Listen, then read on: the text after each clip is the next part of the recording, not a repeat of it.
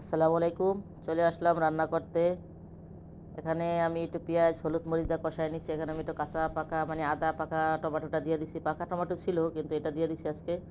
এখানে একটু জিরা দিয়ে দিলাম। কষানো মশানো কিছুই দেখাই নাই। কারণ একটু ব্যস্ত আছি আজকে, রোজা রাখছি।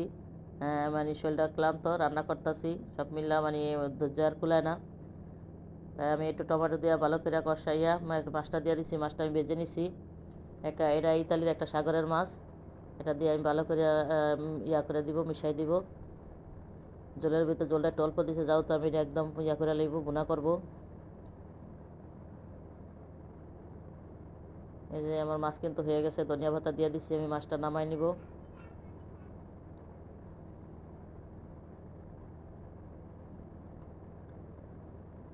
লবণটা চেক করে নিব।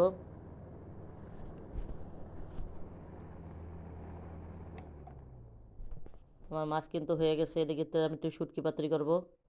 আসলে মাছ মাংস যাই রান্না করি, সাথে যদি আমার শুটকি যে কোনো মানে চচ্চড়ি জিনিস না থাকে তাহলে মাথা গরম হয়ে যায়, মানে ভাত খেয়ে আমাদের রাব্বুর আমার বিশেষ করে ভালো লাগে না। এখানে আমার একজনের শুটকি দিছিল, ওগুলা কি ছুরি শুটকি নাকি, ওরা একটু টাইলে নিচ্ছি। এখানে রসুন, বেশি করে রসুন দিয়েছি বাটা। যেহেতু আমার শুকনো রসুনটা নাই, আমি এখানে বাটাই দিয়ে দিছি। বাটা আর হলুদ মরিচ তেল দিয়ে পেঁয়াজ দিয়ে আমি ভালো করে কষাইয়া শুটকি একটু টালা দিয়ে আমি ধুয়ে নিছি। এটা আমি আজকে পাঁচমিশালি ভাতরি করবো। মিষ্টি আলু আছে, কপির ডান্ডি আছে, বটবড়ি আছে, জুকুনি আছে, আর কি বলিয়া গেছি। আজকে এখন খালি আটটু পর মন থাকে না, 2 দিন আগের কথা কি মনে থাকে? কোন কফি আছে, জুকিনি আছে, অনেক কিছু আছে, ডাটা আছে। সব কিছু মিলাই ঠিলাই। কারণ এক বাসায় একটু পাঠাবো, এক ভাই জ্বর আইছে, দেখা গেল মুখটা মানে জ্বরে নাকি ভাতটাত খাইতে পারে না। তাছাড়া আমি একটু জাল দিয়ে শুটকি পাতুরি আর একটু শুটকি বুনাও করব। এই যে আমার চচ্চড়িও কিন্তু হয়ে গেছে। আমি একদম পানিটা শুকাই নিছি।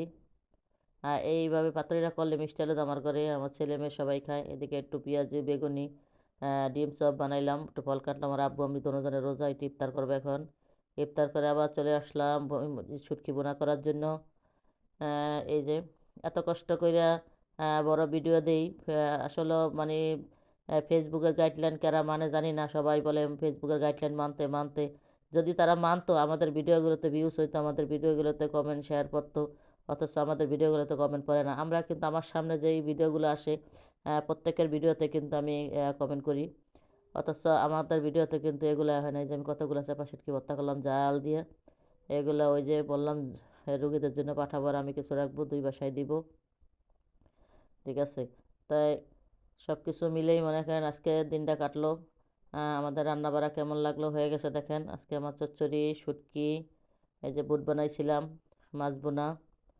যদি পারেন আমাদের কষ্টের বিনিময়ে একটা লাইক কমেন্ট শেয়ার করে দিবেন।